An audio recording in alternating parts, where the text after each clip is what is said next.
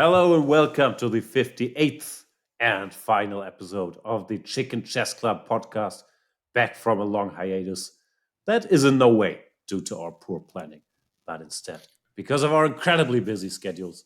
I'm Jan Gustafsson. I'm sick. I'm in the middle of not nowhere, but on the road. But one thing is stable in this life. Laurent Fressinet is in front of his green screen. Laurent, how are you? How are things in France? I'm good. Things in France were a bit shaky the last few days. Some protests and some big protests. But now it's getting quieter. So yeah, all good. I played a tournament since we last spoke. This French Rapid and Blitz. I finished third in both. But the main thing. Okay, maybe we'll talk about it a bit later. I played an illegal move, which then I started to think, when was the last time I did an illegal move, and I couldn't recall. It was incredibly hot, and it was the second day, so I don't know what about you guys, but it's a question I wanted to ask you actually. I mean, like, can you recall when was the last time you played an illegal move? But Peter doesn't play, but he's still in Vilnius, so. Yeah, I don't recall playing it, but I always wondered if there were some kind of equity in doing it. I mean, I remember I played this Blitz tournament in Norway some 15, 20 years ago, and it was Aktestein against Tommy Nubeck. And Nubeck was basically outplaying Aktestein. But then suddenly Aktestein moved his knight two forward and two to the side, and sort of reversed the Zugzwang. And then poor Nubeck sort of was shocked and did something and lost. So, I mean, I was considering at some point if one should add it to one's arsenal, but apparently you have actually taken one for the team and did that. But how did they react? They actually started complaining, or they just laughed, and how did it work? I mean, the referee came. First of all, I thought it was 2 minutes extra for my opponent. It was only one. Then 2 moves later, I almost played the very same illegal moves because it was some kind of repetition. So some bishop d6 check, I have my king on b4. And I was moving the rook just to collect it. No, it was very hot. And instead of repeating, I just moved my king and I blundered a piece. So I resigned actually the very next move. So that was not. But what was the thought process? You just missed a check, or you actually moved a piece that like it couldn't be moved, or sort of? No. I played bishop d6 check. I have my king on b4, and I played rook g4 check. And the idea was just to move the king, and I'm collecting a pawn, which That can I thought happen, of course. Yeah. it was a trick he missed, but maybe he missed it, but it was check. So no, that was funny. That I can't recall in my grandmaster practice. Actually, I think I never did that. I don't know, Jan, if you. I did it once. I don't think I was a grandmaster. I was maybe 17, but I was a qualified chess player, 2400 or whatever. And yeah, I think my king was in check, and I tried to play some other move during a tournament game. That was embarrassing, but I don't think it has happened since. Yeah. So that was a bit embarrassing. That's actually the only game I lost, but that was a bit painful, to be honest. Fair enough. Sorry to hear that. But grateful you keep us posted on the tournament grind out there. Peter, you were on the road. You went to Dubai. How was it? I was in Dubai for 4, 5, 6 days. Oh, that was generally a very interesting experience. But I thought so many things to tell that we should leave that for later. That's the core part of the show, right? I mean, it's been some days since I've been back. And, Apologies. well, So, how was golf today? Did you think about openings for Magnus while playing? No, I'm sort of, golf actually starts to make more sense if you take it more seriously. Well, I still tweet from the golf course, but I mean, I try to also focus on golf out there. But in a couple of weeks, as I'm planning to have this Baltic golf tour with one of my friends, where we play golf for like 8 hours a day for 4 days and go around the whole of the Baltic. So I'm trying to prepare hard for that at the moment. So I'm obsessing a bit with golf compared to normal, and it's fully there. But I did actually realize around midnight that Magnus is playing a tournament, so I had to do some work in the morning before golf. But no, tons of golf at the moment, and I'm an interesting, place. It's very difficult, but it's also very interesting. But I'm Do spending you a have bunch of time time. do you have time to follow shogi still or not? No, I follow it a bit, but no, that's also complicated. And of course, with chess, I have problems with a lot of Russian players. In shogi, there's a lot of Belarusian players, so I'm squeezed from all sides in these kind of things. But no, I don't play much shogi these days. But of course, I follow it and watch some videos and stuff. Thanks for asking. But What? yeah. Yeah, sorry. No, kids are away at either with grandparents or at some summer holiday camp, but wife is working hard, so I'm basically fully engrossed in golf these days. Where's your family, Jan? Okay. Yeah, Jan is a bit. Yeah, he's a Yeah. bit sick, but I'm very jealous actually. I mean, Jan is traveling all over the world. This is just amazing. Yeah, such a skill. The jet set chess life. My family is back home. When I get back I from, thought well, living in Paris, the point where you don't have to travel, you just have the center of the world right in front of you. Yeah, that's not enough sun to my liking. Not enough beach. Okay. Fair enough. I prefer Thailand. I mean, Dubai was like 40, 41 degrees outside. I don't know. That strikes me as too much, but maybe there's no such thing. Yeah, it's a bit too much. it was a bit warm in Dubai, no? Like late at night, you could go for a walk, but during the day, it was a bit much even for me. Yeah. No, I was going, for instance, one of the days for a walk for 2 hours with this Danish kid, Jonas Bjerre, who turned 19 during the tournament, and I'm a Danish chess player I'm still on speaking terms with. And you're completely soaked in sweat, not by doing exercise, but just by walking around simply. I mean, it's incredibly hot. So, I mean, it's a peculiar situation for chess, but of course, if you stay inside the hotel, if anything, it's almost cold, right? So, it was a very nice event. But I guess we will talk a bit about that when Jan will first have to update on his family and health situation. I was sick. I was on a flight and I fell asleep with this. It's not the air condition, but the thing that blows air into your face still on. And when I woke up, I noticed the damage immediately. I think I caught a cold there. And yeah, life is very rough, but I will heroically fight through it. I'm in Bali in a chess training camp, as you do. And yeah, hopefully Please stop, I can stop recover. this. Is that Are you traveling business class these days or not yet? No economy, but I always spend my own hard-earned cash to book a seat at the emergency exit because my legs are very long. Okay. That's the hack. Then I have space. It's fine. Yeah. Yeah. Other than that, I don't have very much to report. So I guess Peter will just give us the full round-by-round report on how did the Chingari Gulf Titans play against the Triveni Continental Kings, Peter? I'm not that fully into team names yet, but I thought you got off a bit too easily there. Can you tell us Bali? Is that just an upgrade on Thailand, or is it different? To my mind, it's a downgrade. It's a compromise because in Thailand, it's supposed to be rain season. Here, it's supposed to be nice. Ironically, it rained here today, and I heard that Koh Samui is running out of water supply because it's been so dry and sunny for a very, very long time. But yeah, I guess there's not too much to complain about regarding the location. We're still training hard for the World Team Championship in Düsseldorf. So you're basically training here in the heat, and then you're expecting that when you come back to cold Düsseldorf, you will perform there, right? I don't know. It wasn't. I'm not sure if anybody's still listening to this. But wasn't yesterday the warmest day in recorded history? Like Germany, end of August. It doesn't have to be, super maybe cold. you're right. Fair enough. No, let's talk about the event in Dubai then. And it was a spectacular event, interesting being there. I mean, I went there with kind of low expectations in a way, because there was a lot of criticism online and such. But I thought when getting there, it was clear that the players and organizers was pretty excited about it. So that was quite interesting in a way. And well, I think Jan explained it at some point that what really matters is that you create some kind of narrative and the players are into it. And that was very much the impression I was getting, that people were really caring about results.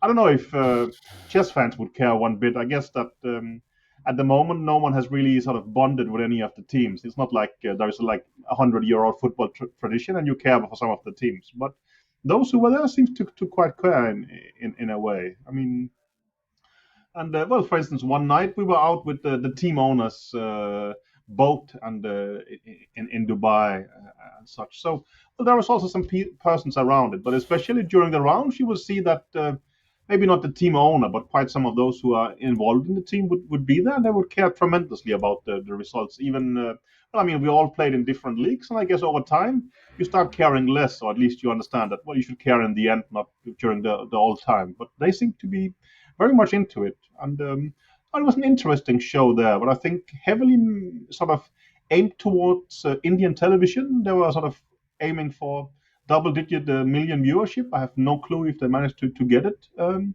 But no, it was an interesting experience in many ways. Also surreal to some extent, but I would still say quite interesting in a way. I don't know how you guys felt about it, if you cared or not at all in a way.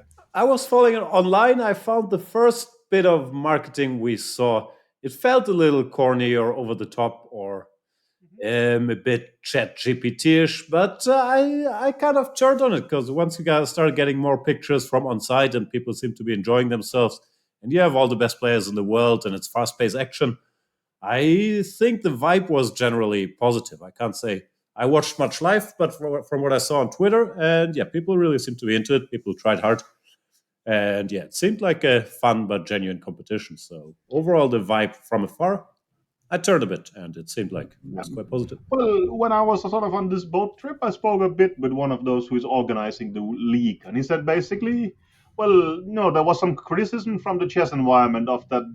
Well, there was too little chess a day, but for them, it's like the sweet spot is 2.5 hours of TV coverage. If you go more than that, it doesn't work viewer-wise. They were saying. So they were basically saying, okay, each day has to be 2.5 hours, and that was what they were aiming at simply. And no, I understand it's very, very different from the chess world, and it's hard to, embrace fully. But at least they seem to do things, but quite consciously with some kind of idea behind it in that way, and not hoping to build the brands and stuff like this. But, To be fair, I followed.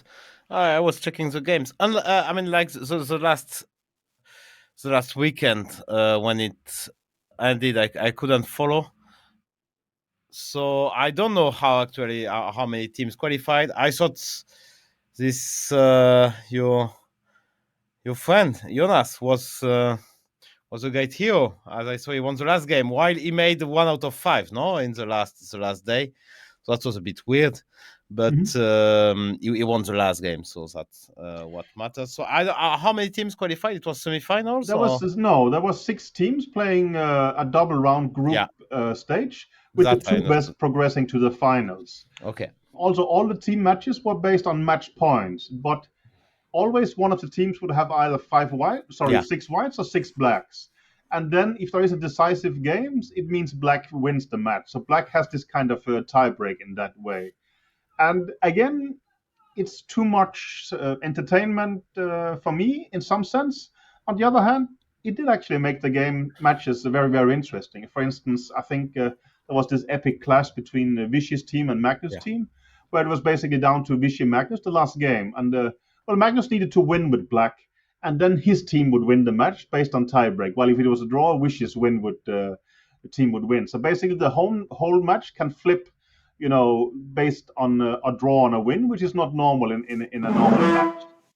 Again, not saying this is just, but it was kind of entertaining in a way. I would say. No, actually, that was fantastic. That was a good chess game. No doubt. Like you have to watch the live, and I watched the replay of the last few moves, and when they enter this end game. That was spectacular chess content, no doubt. So that was kind of interesting. But of course, it was a weird in the way that you try to make all teams equal in strength, and that basically meant that I think the winning team has 6 wins and 4 losses, and number 2 qualifying for the final had 5 wins, 4 losses, and 1 draw. So basically, it was incredibly equal, right? And Magnus' team started out with 5 wins and 2 losses, So it basically looked like they would cruise to the final, but they managed to win the last 3 matches and was out. So no, it's weird, but also it's sport at its best or its worst, depending on from your angle. In a way, I would say. But at least my feeling was that the players kind of really cared and got into it, and that seemed to help. But I don't know. It was an interesting experience. Who are the standout performances? Wei Yi did well.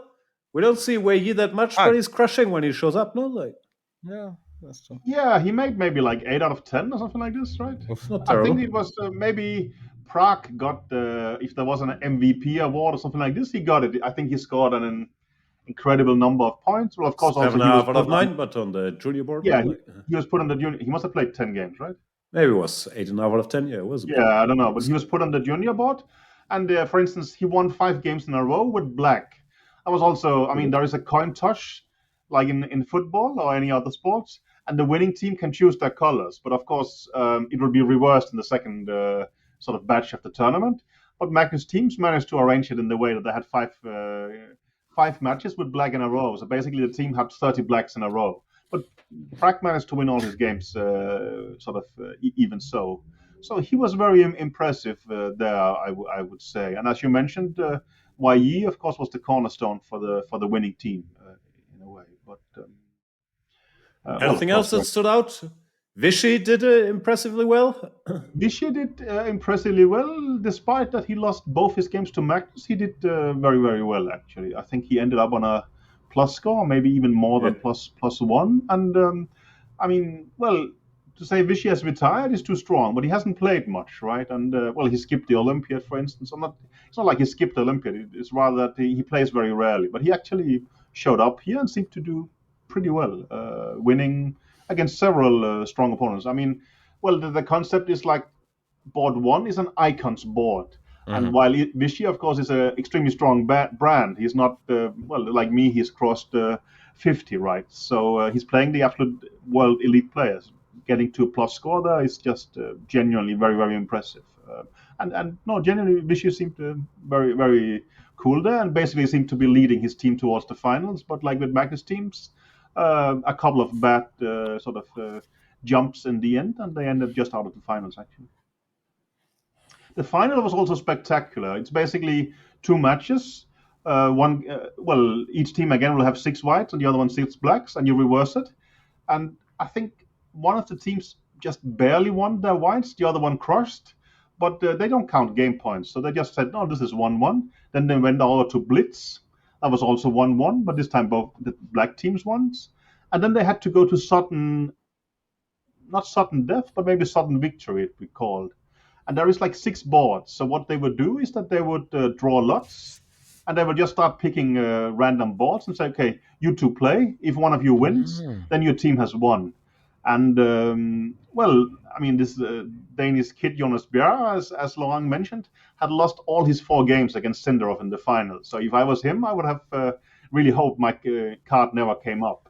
So I think he was quite relieved that the first 3 games he wasn't chosen to play. But all these games ended up in a draw. And in the end, this Jonas Bjerre had to play Sindarov, and so only the 2 of them. He's down 4-0 at the time. He has to play him. And he's struggling due to the game, but he's managing to defend very well to a draw. And then in the end, Sindarov missed maiden 1. And then basically the whole tournament was over. You could see that Van Willy was jumping from his chair and celebrating and together with the rest of the team. I don't know. I mean, again, you can say, well, this is an amazing picture. You can also say, okay, we have this huge tournament with the best players in the world, and it's decided on a maiden 1 blunder. I don't know. You can have whatever opinion you want, right? But that was what happened in a way. I guess Sounds a bit like you're a defender on the French national team, and then you're picked to shoot the 5th penalty. No, like it's something like that. No, but it felt like a penalty competition, right? That now you guys go and battle it out. Okay, that was a draw. Okay, next guys.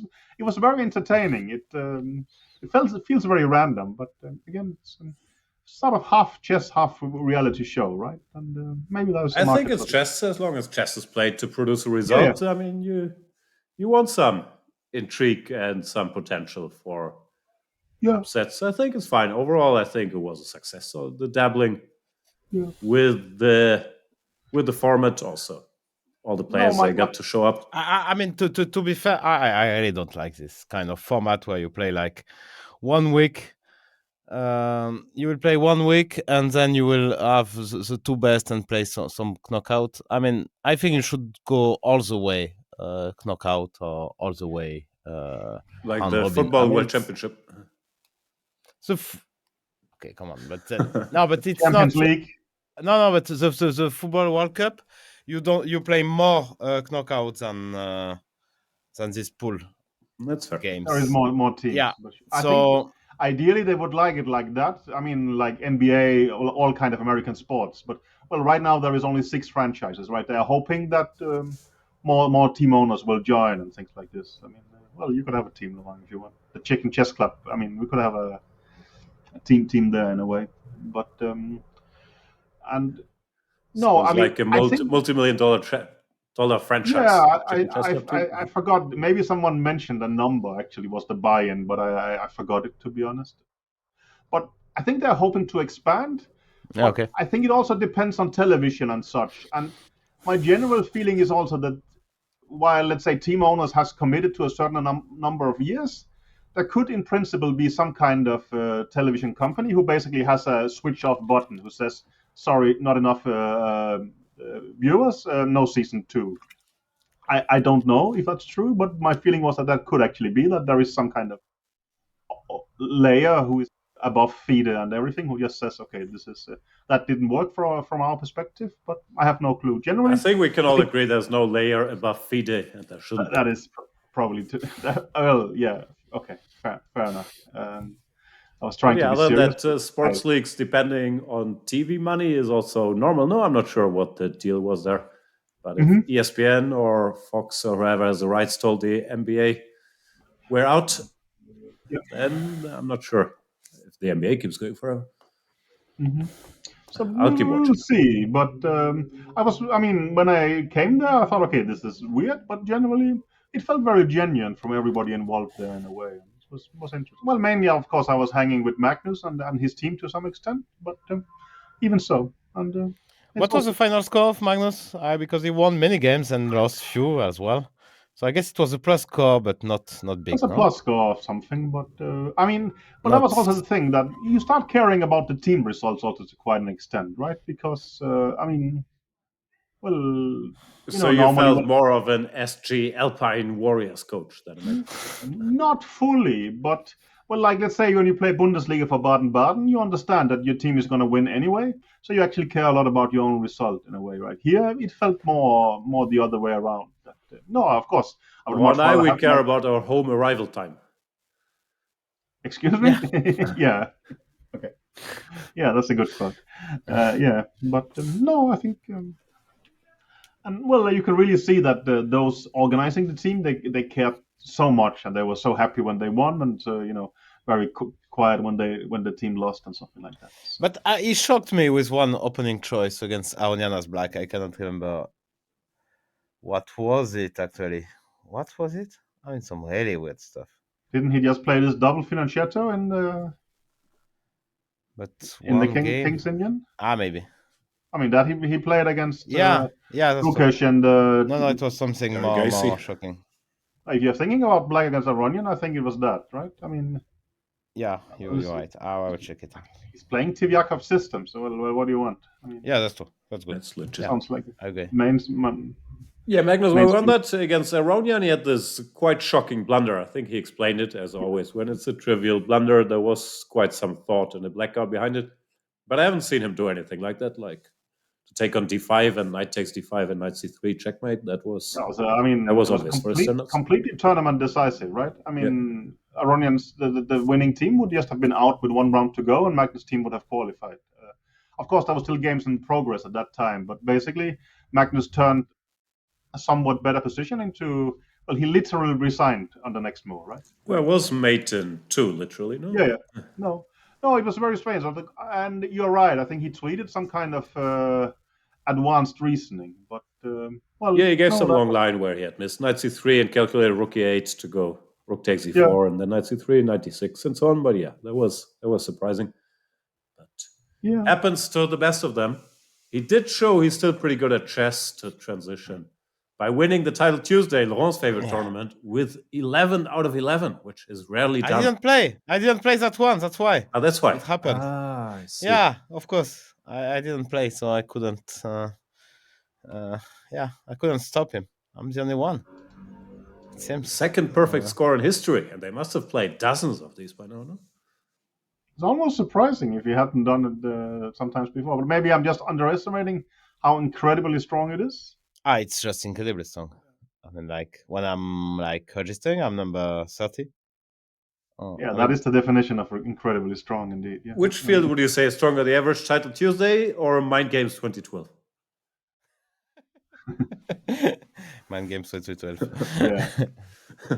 Who played Nakamura? No, and he's playing Kamsky? also some copy openings. But actually, I found it. I mean, like this, he played one B3 against Aonian. I guess he's playing the same kind of copy openings in this Title Tuesday. I don't know. I'm not checking the games, but yeah. So Well, it's as long not as he's easy trying for to him. win, I mean, it's not that important what first move he makes, no? Yeah, that's true. But it makes it a bit more difficult. Maybe, but also, I mean, if you just play Fury moves, you also help the opponent in a way, right? I mean, he has to do something. He's actually started the game right now. When at the moment we're recording, round 1 in Zagreb have just started.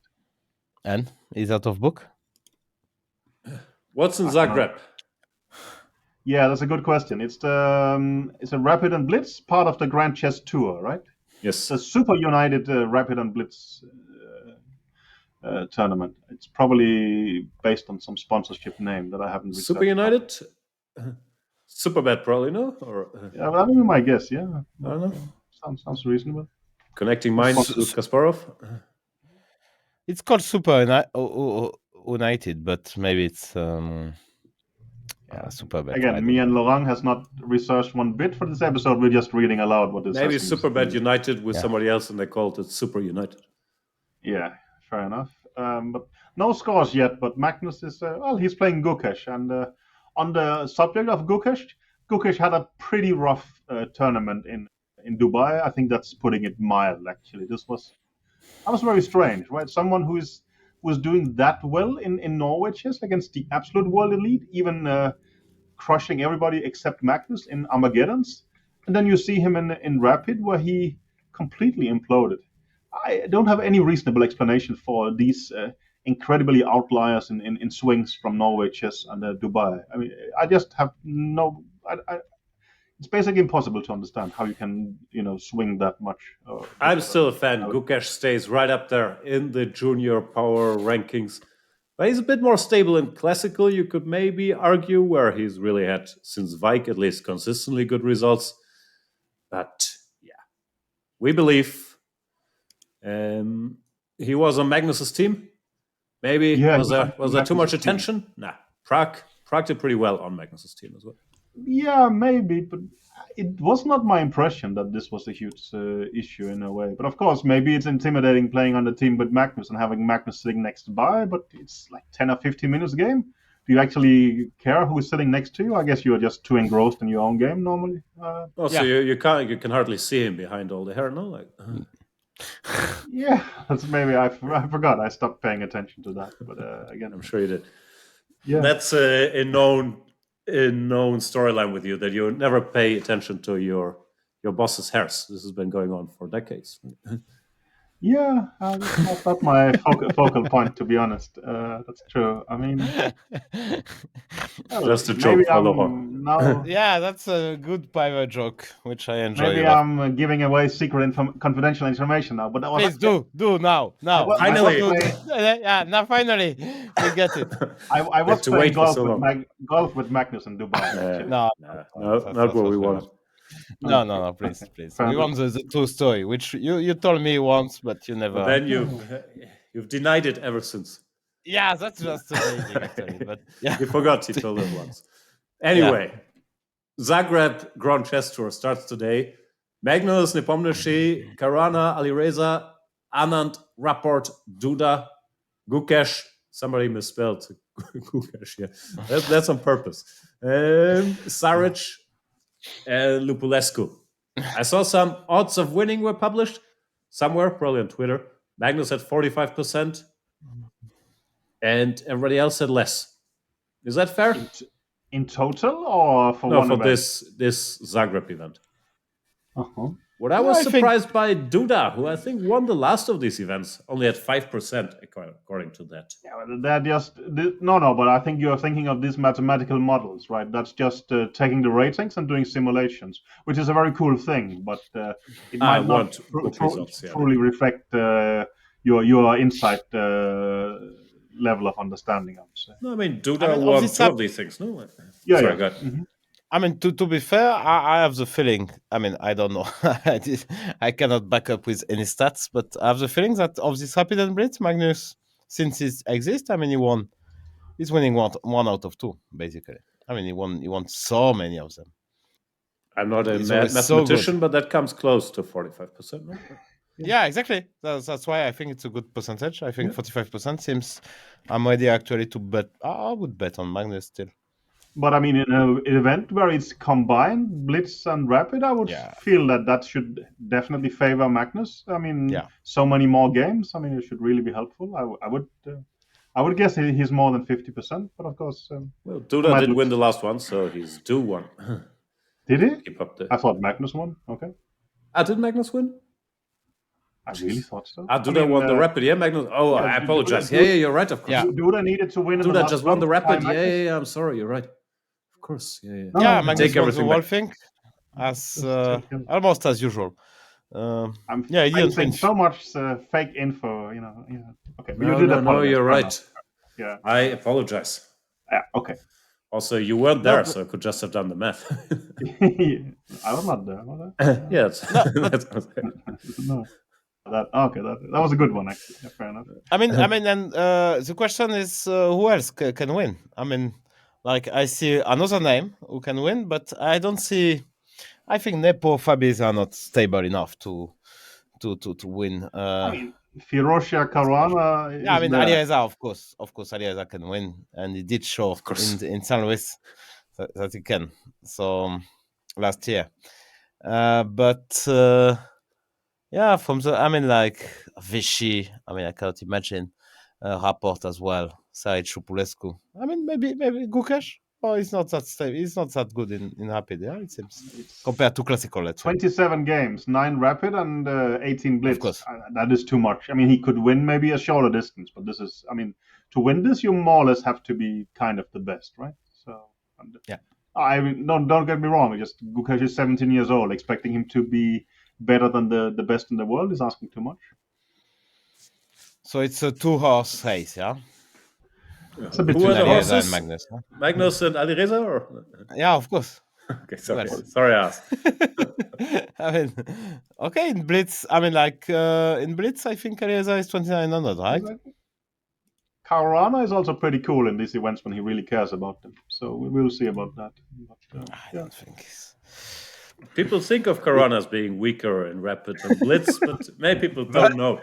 He actually won a Rapid and Blitz match against Nakamura. Well, He was Really? incredibly that? close to winning another one recently, but he actually didn't. So that When was that? it's been a while. It was some St. Louis event, I think. Ah, okay. Alieza is 28.96, so he's world number one in Blitz. So Yeah, but congratulations to France, yeah. Yeah. to you personally, to Alireza, to Mohamed Reza. And that's To Hamid very, Reza. very impressive. Yeah. Okay. Thank you. But I mean, Ali Reza is actually playing an event, right? That is something. He didn't enter the World Cup, right? No, he doesn't play the World Cup. I don't know. And do we have any clue why? No, He's played a I lot. don't. He played no for his standards. No, I mean he played this thing in where was it? Romania. Then he played Norway Chess, Zagreb. I mean that's been a fair level of activity compared to what he's been doing before that. Yeah, it's a bit, of course, it's a bit sad to skip World Cup because there's like 3 spots. So for the candidates, so yeah, He's it not a doesn't help your particular- chances to qualify. He's not a particular favorite to pick up the rating spot, right? No. How dare you? It depends of no. I don't know how it exactly works, but they are so close that Yeah, no, it's hard to say what is the strategy behind that. I guess he will play. I don't know if he confirmed or not Grand Swiss in this Isle of Man. I was invited, guys, to this Grand Swiss. I declined. I mean, I'm not Wow. good. I'm not going to make. I'm not going there 2 weeks to make 11 dollars and and go back home. I mean, this is not. But also in World Cup, you would get paid, right? In Isle of Man, you will just have your expenses paid, right? Yeah, I have everything paid, and there's 50 prizes basically. But you have to make. I mean, like to get the prize, you have to make +1, I guess. Do you see how Peter shook his head? Like there's zero chance he will get one of 50 prizes. He collapsed his green screen so hard. Was he shaking? Yeah. Yeah, no, it's a bit long and the weather is not great, so yeah, I will keep my October months not I mean, like this big open, it can be a nightmare. I mean, if you start poorly, then you have nothing to play for, you are stuck there. It's 11 games. I mean, it's too much. So yeah, no, I'm not going there. World Cup is good, yeah, because you get something, even if you lose in the first round. Keep us posted on your tournament plans. I will. Training camps must start soon, yeah? Sorry? Your training camps for the World Cup must start soon. I don't have a training camp. I will try to, yeah, I don't know. I mean, I mean, the pairing tree was published, and I really think it's way too early to. I mean, FIDE should have waited more. I mean, let's publish that 3 days before. Yeah, I'm not planning to prepare much, so I have some, extra motivation since I saw the pairing tree. If it goes by rating, you're telling us that you would face Anis Giri in the 3rd round, right? Yeah, exactly, and yeah, it's a double motivation because. Yeah, I would really love to. I mean, first of all, if I get there, You're rich. No, but already it's a bonus. I mean, like, okay, I'm happy to. I mean, if I win my first 2 matches, it's already a good result. And then if I play Giri, that would be funny. We'll see 2 chickens playing together. So no, I was close to, as I explained to you before the show, I was close to So, and I mean, against So, I don't see how I'm winning a game, actually. I mean, against Giri, can happen. Sorry, remind me and maybe some of our listeners, you had a match with So? No, but I in general, I don't see how to win a game. You mean you were close in the pairing tree with So? You are much more. Yeah, exactly. I mean, like Jules Moussa is playing very close to me, and he's playing Wesley So with number 6, and Giri is number 5. So your logic is that Wesley So, you think he would just have your skill set dominated, but with Giri you have considerable chances, or what is your? At least I'm not scared. I mean, like, I don't feel. I mean, he's a favorite for sure, but I feel I have chances.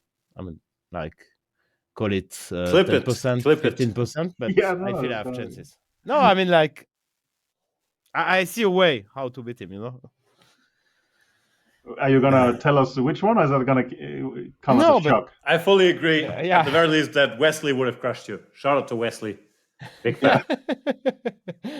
No, against Wesley, I would not have a plan, let's say. I mean, the plan will not have the plan. Try to survive the black game, make it to the tiebreaker, and hope to somehow get lucky. I thought, on the contrary, what big underdogs do is that they should force a draw with white, and then complicate as much as possible with black, and just pray for. That counts as trying to survive the black game. No, I mean to scare them a little bit. Of course, it makes sense. Yeah. No, but basically keep the distance to 1 game, which makes it very uncomfortable for the. No, reduce the number of games. Yeah, I mean you take the quick draw with white, and then you hope for the best. Because also, and I also take the quick draw as black. No, obviously you wouldn't. But, I mean, you won't get it. You would like That's to. the point. Who knows? No, I thought.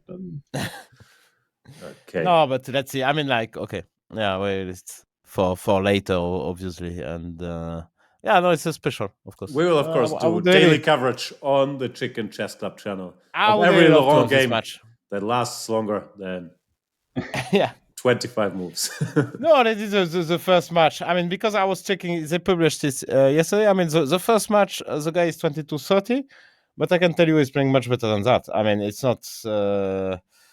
Because he's 22-30 because he's not playing many tournaments. But I checked his games. I mean, he's not. Yeah, 20. yeah. I No, mean, Loran his is- level is not 20. Wow, you checked his games already, pretending like you You're in didn't the right, prepare. right Yeah, mindset. no. Saying that You're 22. already scared, yeah? Yeah, like I'm it. scared already. Yeah. Uh-huh. So I'm worried already about the very first match. So I'm not going to prepare for Gay. That's for sure. Wow. Okay. Speaking of the very first match, we have the very first World Championship match between Zhu Wenjun and Lei Tingzhe. Aussie transition, I'll admit. Starting today at the time of recording, it was a draw. This is the Women's World Championship match happening in Shanghai, and I'm blanking on the other city that was Lei Tingzhe's home city, also in China. I was a bit surprised. Sorry?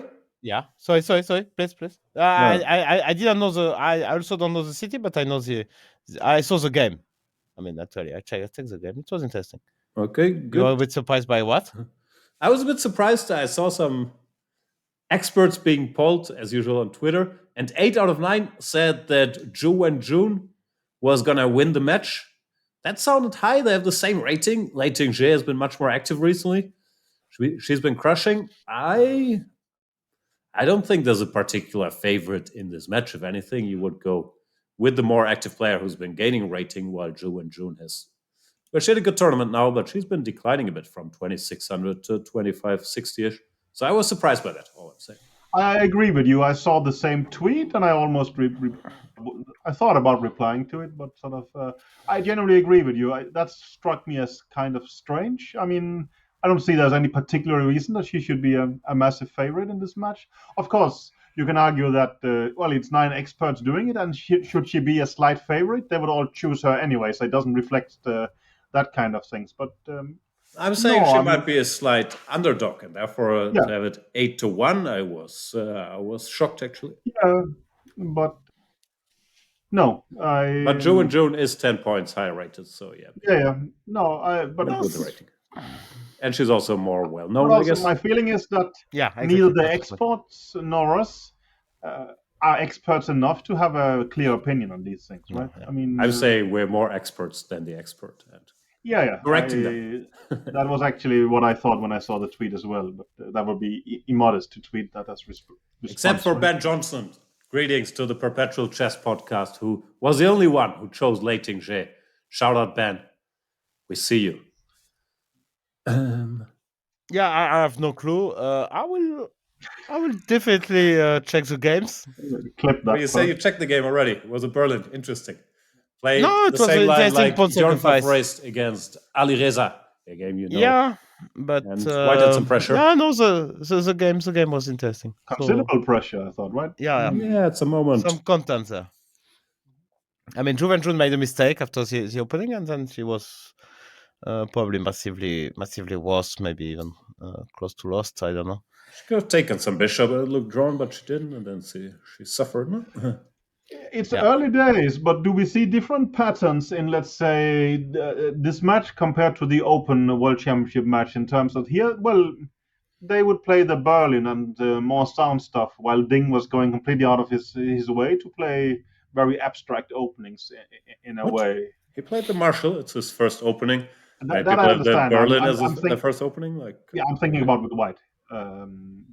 If both players do like that with White here, I mean, but she was playing some small idea against the Berlin, right? So it's I think maybe it's fairly standard first game, even for an open match. No, you play some small idea that's not too risky. You hope to get a little something, and then ends in a draw. And you also get certainty that your opponent plays the Berlin, which normally you assume anyway from whoever it is. But I thought it was normal, a bit similar to Magnus playing this forcing line in the Petrov against Nepomniachtchi in the second game, admittedly, but I think sort of similar vibe. So, I guess not much to see there, but we'll see. But Ding, you're right. Even in the first game, he didn't play one Catalan or whatever you would have expected from him. He went straight for H3. Was it the first game? Yeah, I think so. That was game 2, I think. Yeah. Wasn't the first white game, I mean. Yeah. No, that definitely was 83. So. Yeah. Yeah, we'll see. It will be interesting. I think they will stay. They will play more classical. They will play some. I think Juventus is playing, at least when I played, she was one D4 player, so we'll see some standard Catalan or whatever. Yeah, Whatever is I there. always But liked her style. Very boring player, very yeah, positional. yeah, Big fan. she's incredibly bon. Yeah, she played Exchange Slav against me. I was very happy. Oh, That was that is a sign of chess education, right? I mean, yeah, that was a cool game. That was a longer game than my games against Jan in Exchange Slav. oh, But that's actually, we should praise Jan, that Jan has been playing and advocating the exchange Slav basically his whole life, right? yeah, But this is Pretty something much. that with neural networks and modern computing actually became very respectable and fashionable. I was at some right. point. And also, Yeah, of you course, were. I made a lot of quick draws because it's my nature, but I always thought it was as good a line Yeah. as any of the others. And there, I think I was more or less right. No, it was basically considered a joke. Even when we prepared for the World Championship match in Bonn, I mean, we barely touched the exchange Slav simply because it was just not seen as anything that would make any sense. While That's these also the days, whole point. No one used to touch it because people think, it's boring anyway. yeah, but that was the point then. Nowadays, it's just seen as a very respectable choice, right? It's Nah, not. Laurent I is still mean, not checking it. sorry. Laurent is Yeah. still not checking it. Yeah, no, but I'm not playing the Slav as well no. anymore, so that helps. Yeah, is that good? We have some against the bond line. There's some new ideas, or how does that work? People keep forgetting It's the been a old while ideas. No, since I like who lost there recently? Just Ali Reza Yeah, lost. No? Alieza, but Yeah. he's like he didn't know how to play chess probably in 2008. He's born in So you 2003. shouldn't know theory that No, he should. was played before. Maybe he But has seen our actually, video series, but yeah. I mean, for us, it's difficult to imagine that the guy is not going to know the bond line exchange Slav, let's say. Oh, but that's also the exchange Slav is surprisingly sharp and forcing, and not that Yeah. about Yes. playing skills in a way. You cannot just play any kind of move. It's actually an incredibly forced line. It's very paradoxical. But I guess also that's what attracted Jan to it a bit in the days, right? It's a typical chicken line. It's very forcing. If people with black don't know what they're doing, they end up in big trouble. If they know what they're doing, they probably equalize after a forced sequence. So yeah, it's very typical. Just it has a bad rep. Well, we play some forced line and whatever. The knight or for the dragon, then it's an exciting game. But it's the same approach, really. No, I think our prep for 2008 was that Vichy would normally play a6 lines against it. Yeah, so we exactly. thought, let's play bishop f5 here. We brushed up standard theory in very, very, basic things on that. We thought, okay, that's it. No, it feels extremely irresponsible, and Kramnik really even aimed at it. But okay, Vichy is so good, it didn't really matter. No, it was the first game. I mean, we already spoke about that Yeah. in our video says, but that was the first game. You don't know what to expect, and let's keep it simple. And it's true that Vichy, we noticed actually that Vichy played with a6 all his life, and there it looks a bit more playable than this bishop f5 stuff. The only podcast that has 15 minutes on the exchange Slav this week, Chicken Chess Club, always cutting edge. There seems to be some debate online, Peter. This is probably your area of expertise about the Women's World Championship match and the promotion. Sutovsky had a tweet if people were going to follow it a lot, not a lot, very little or not at all. I'm paraphrasing here. What's going on? Yeah, I think you're referring to some tweet where basically he gave 4 options, and one of them was "I don't care," which is perhaps not really the way to sell the match in a way. To be fair, before the Open World Championship match, FIDE was not doing a particularly good job of sort of building a hype up to. It was difficult finding stuff, but of course, while you could have the opinion that the Women's World Championship is not as interesting or valuable as the Open World Championship, because if they were good enough, they could also play there. It is strange for a FIDE CEO to downplay it to some extent. But I mean, well, also from my perspective, well, there is no huge narrative in this match, right? It's 2 Chinese players, and well, I'm not very emotionally involved in this one. In earlier matches, at least you could say, okay, well, you might root for one of the countries or something like this, right? So it's a bit Kasparov Karpov, you were out on as well. No, that is a long time ago, and that was. I mean, the point was they had actually built their sort of fan base even internationally. This is not particularly the case with Yu Bang Yu or Lei Ting Jie, right? So it's in that sense, it's a bit weird in some ways. I mean, the previous match, I could, root against one of the players due to her sponsorships or things like that, and like that or not, but it creates some kind of narrative in a way, right? Here, it's So it's you're more basically strange. upset there's no Russian player for you to root against in the match. No, that's not exactly what I said, but I can understand why people are perhaps less excited or engaged this time due to the pairing in a way. I think there is objective reasons for that simply, and that's not unreasonable in a way. If No, anything, I you hear could what say you're that saying. I'm playing defending devil's Fede that advocate, of course. Yeah. it's not the easiest match to market in that way. It's I think fair enough, basically, right? It's Lei Ting Jie fans, check previous episodes of the prestigious Chicken Chess Club podcast. We've been predicting Lei Ting Jie's victory here and supporting the campaign for a long, long time. So how You've dare been. you? no, Yeah. I I kind of use the royal we. yeah, I genuinely agree with Jan on her being a favorite, and also for me, it's quite interesting in a technical sense. I mean, well, the preparations and all this kind of stuff in a way, but I don't know. For me, it's legitimate not to care. Like in other sports, we also have this debate. If you do you care about women's football or not? For me, generally speaking, I think you should care what you want to. There's nothing wrong with not caring about other things in a way. And I follow this match because I think it's interesting opening wise, but I don't particularly root for any player. Of course, now I root mainly for Lee Ting Jie, but that's just so that we can be right in our predictions. It was not a bad tie today, I would say. Sorry? No, It was no, not a bad tie at all. I mean, I mean, it was it's interesting. interesting chess-wise. I agree. Even if it was played, okay. Then, yeah, it's difficult Yeah. to find As stuff for which the was never played. poll, I didn't think. I saw the reactions were very upset about this one option being I don't care, but maybe it's just the wording. I think it's more or less legit to ask people like, how interested are you in this event? Very interested, interested, not that interested, not interested at all, whatever. Like you could do that about any chess tournament, I think, and I wouldn't take a lot of offense. But maybe it was worded poorly. Yeah, I would say that you could do it, but the CEO of FIDE shouldn't be doing it. I think that's kind Why of not? Why not? well, it's I mean, if it sort of was starts about debating. Carlsen, Anand, whatever, like you couldn't frame it as a legit poll, or would, or you think the tone is too negative? I think so, and it's sort of leaving an option of I don't care. I mean, it strikes me as weird in a way, but I might be Ask me slightly how much I biased. care about the Champions League final.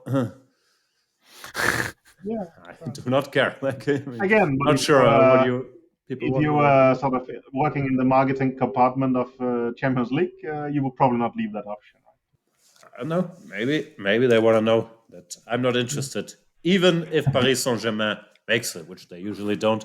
Because then at least I could root against them to see Laurent slightly upset, or I could, if I know he can't watch live, I could spoil the result or something. But other than that, yeah, really not that interesting. Yeah. Me too. I'm only interested if Paris Saint-Germain is playing. So- Anyway, we'll follow the match. Not every game live, so I guess we're like number 2 on the poll. We're interested, but not like we're not gonna watch a lot of it live. Yeah, but for instance, I mean, during the Open World Championship match, we were doing updates, video updates after every game. It's my impression we're not going to do this for this match, right? So we also, I mean, care less in a way. Yeah, You do it, so no? no one was watching our video updates. Huh? We learned our lesson in a Really? in a Wow.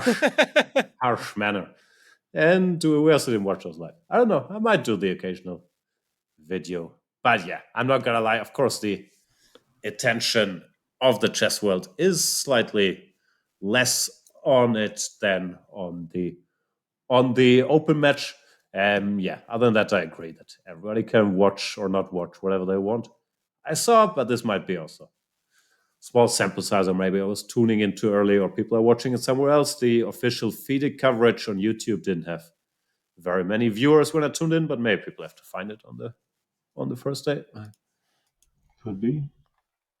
Well, and also they have strong competition with the coverage of chess.com. Yeah, I that, was that could be, watching I that, think. actually. Yeah, exactly. But I, do you I really? was watching Could the be that. Kostenyuk Huska live coverage. I mean, which was good.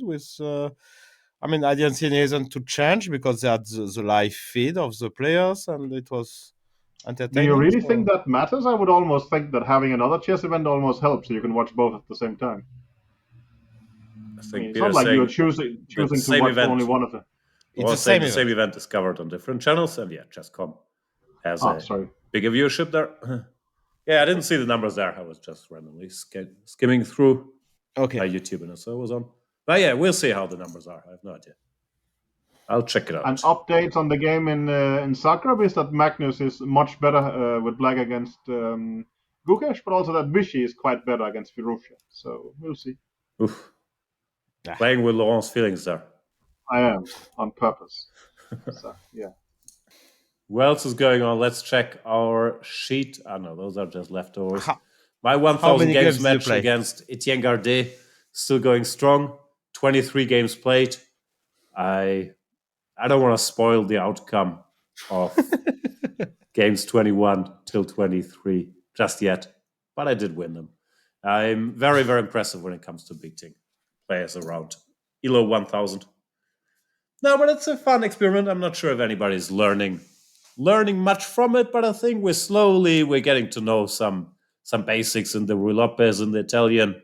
And so now at some point, once he masters some basics, I can switch openings and we can start from scratch there. So I'm having a good time. And then you But can come 1,000 back games to are it, long. yeah? Of course, then You will once you forget. forgot, I can come back. But no. You're basically doing like they did with Alpha Zero, right? You're training it along the way, and it's supposed to get better. And after a billion games, they'll start beating you. Or I'm not sure I Etienne wouldn't think Gardet so. and Alpha Zero can be exactly compared there, but yeah, basically the idea is how much he can improve from just playing me. So he's blundering pieces, I guess, if he's 1,000. So Sometimes. okay. So for how many? I mean, let's say every 10 moves, you are expecting him to blunder one piece, or how Well, does the that thing is, and I can control a bit with white. If I put pressure, I'll crush him quite quickly, especially if I slightly surprise. Because with black, if you don't know so much, it's very hard Yeah. to get out of the opening. But with black, especially if I don't try to put pressure directly, then it can be a normal chess game for quite a while. If I play e4, e5, okay, he knows to go knight f3, then bring the bishop out, then cover the pawn with d3, then castle, and then, well, it takes a while to threaten anything. But of course, if there's a small level of surprise, then he doesn't have the pattern recognition yet to know what to do, and then the are likelihood you of trying blundering to becomes- hold back a little, or you're just trying to crush him? Are you No, trying I'm to trying- make content? I'm trying to win every game, but I'm not trying to crush him every game as quickly as possible, because also it's way more educational if we play a few games in these e4, e5 structures, so he can pick up some principles there. How So- do you guys do this in simuls? I normally sort of try to win as many games as possible, but also hold back a bit in terms of crushing people too much. I guess Loang is just ruthless, right? Of course. Yeah. Oh, in you singles, I try to crush because we're trying to finish it early. No, I mean, you don't want it to last. No, I don't. I 6 don't hours. try to. I try to. That's the first. With losing is an adult. I don't want a kid to be Yeah. the first one to lose. That's it. For the rest, I just. you're No, just so you don't ruthless. want No want to mercy. play one e4 every game. No, you can play e4, Yeah, you d4, just go, c4, knight yeah. f3, then Yeah. take a exactly. round. But then you try to play normal, or I do at least. I mean, Yeah. that's the only place where I feel comfortable using Magnus prep. That's in simuls. I just try to play as much prep as possible. It's interesting. Good tip. Paul. So okay, fair enough. So that leaves us with I call them the Peter No. categories. Correspondence update. Can we replace it by golf update? We have more golf than correspondence fans on this podcast. Yeah, but correspondence, there is action now. I mean, for instance, well, I thought about doing it live on air, but I don't know if that would be cheating, so I haven't done it. But I think I can take a pawn now. Then we get into 7-piece table bases, and then I could claim a draw. That I thought would be pretty exciting for you to witness, right? I mean, But every game where you both use computers to draw anyway, no? So yeah, I spoke with one of my opponents about that, and he said that, well, now we are all on a plus score is going to qualify for the finals. Collusion. So, no, I don't think there's any collusion in that, is there? Not I yet. don't I'm get- just mentioning it early. Yeah, no. But he was arguing that so far none of the finals has actually been all draws. So something seems to happen at least. But I agree with you. I have no idea how, if we guys played a game against each other. I mean, I think it's going to be a draw. Of course, that will improve my score against Laurent. But no, I don't get it. But he said that so But far Laurent no might be finals. cheap, but he might try to save on remote engines and try to That's make a good. draw with the local engine, and it might go wrong. Probably not. Probably it's might good enough. go wrong. But no, even I understand that. Well, if you get to +1, you win, so you will be tempted to gamble at some point. But how do you gamble with an engine? I don't get it. But one thing that actually is a difference is that I think That's exactly why we think it's just completely, uninteresting. But again, maybe now I'm giving. That's exactly why you're making the point, like we are making from the I'm very giving away industry beginning. businesses, but the guy I'm chatting with, Industry business. my opponent, was mentioning that engines can be wrong because I think Stockfish, whatever number it is these days, they will have inbuilt the 50 move draw rules. But in correspondence chess, it might actually not be like that. If you get to 7 pieces, you can claim a 300 move win or something like that. So there might be positions to evaluate. So the trick is probably to get position that Stockfish evaluates wrongly as a draw, because you can win in more than 50 moves. It's a complicated thing to actually achieve by Now that force, you know this simple hack, all you have to do is get positions that are winning in 300 moves against Yes. the other engine, and you're good to go. Yeah, no, that's. I mean, if anyone has managed it, I will bow my head to the extreme. But No, yeah. I found actually one. I mean, recently I was checking some endgame, and Stockfish was showing 150, and I didn't know what that meant. That meant you And hadn't actually clicked on this little button which said use NNUE or activate table bases, no? No, I mean it's a bishop endgame, but with many pawns.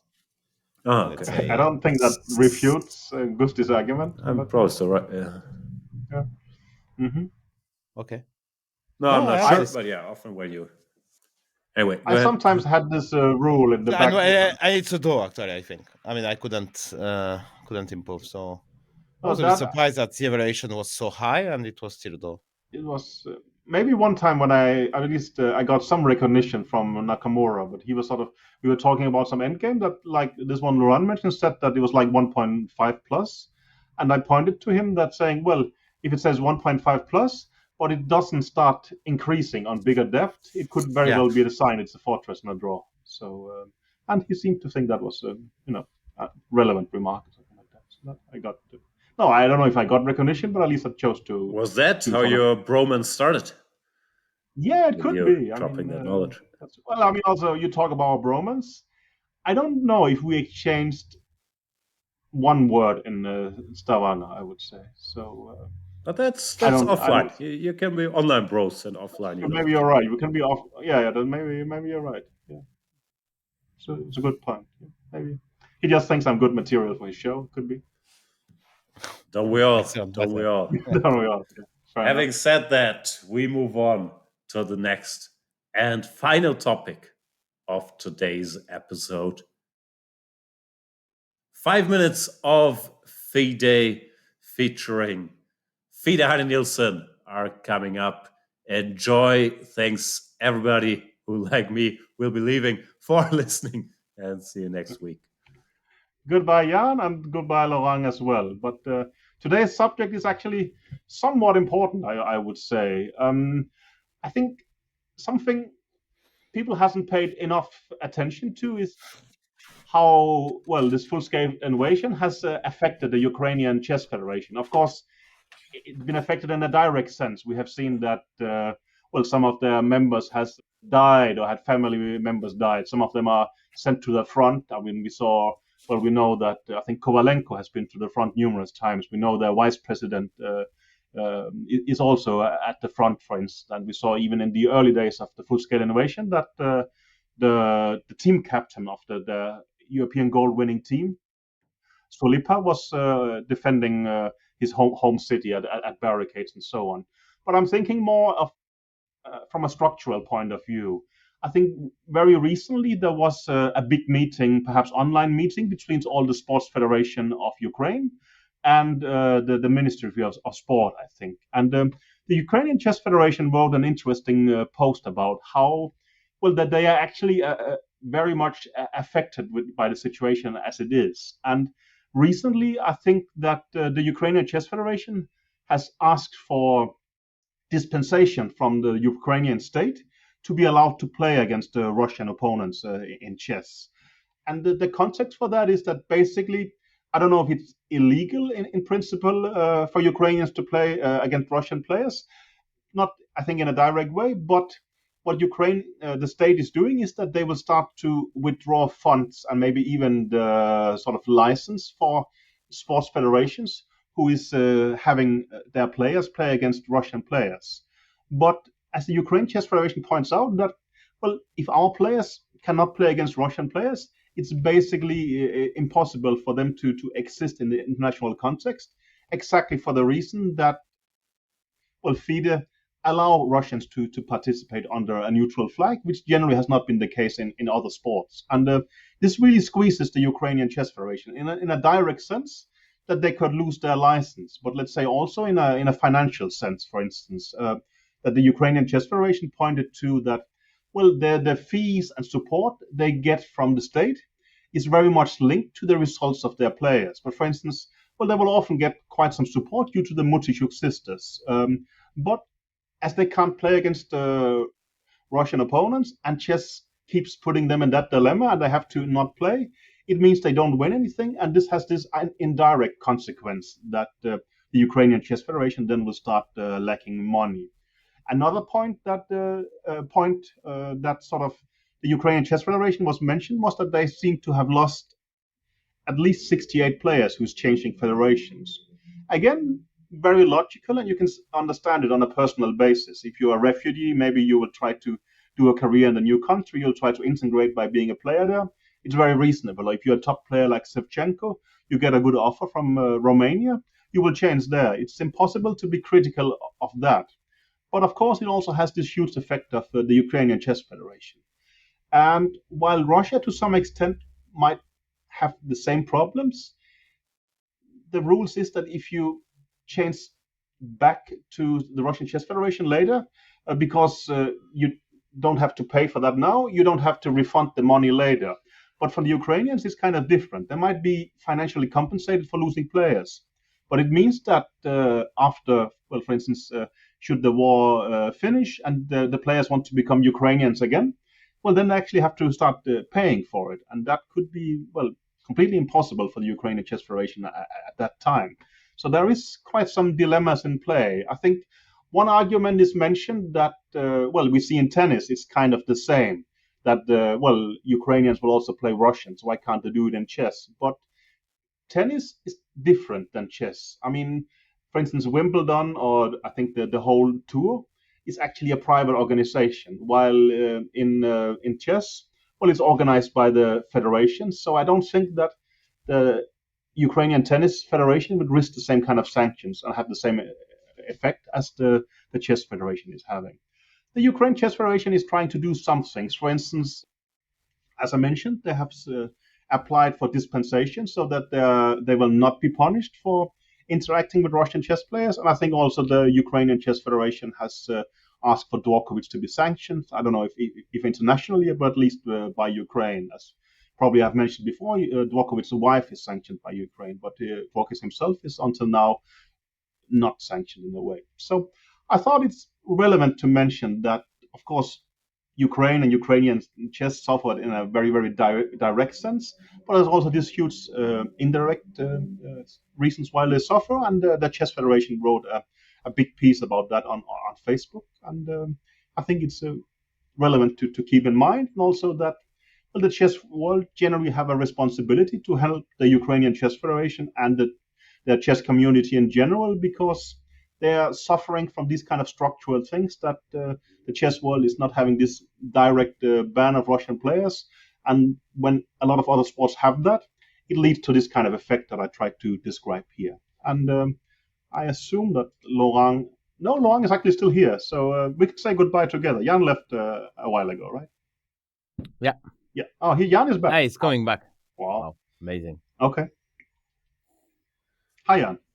Hello again. I was listening actually. Yeah. We're still podcasting. We are. We just we can basically say goodbye and such. I think Magnus has basically won, but it's not fully clear. And as you mentioned, Duda, he's busting Nepomniachtchi with black. So maybe your expert opinion was actually spot on. Duda's tough, but they're both on my Düsseldorf team, so I have no horse in the Really? Nepomniachtchi Duda fight. Wow. Okay. Fair enough. Good to hear. Yep. Anyway, maybe we don't have any. We didn't ask listeners for questions this time, right? No. No. If you have any questions, send them to I don't know. Twitter, maybe. Chicken Chess Club at Gmail. Is that the address? I have no idea.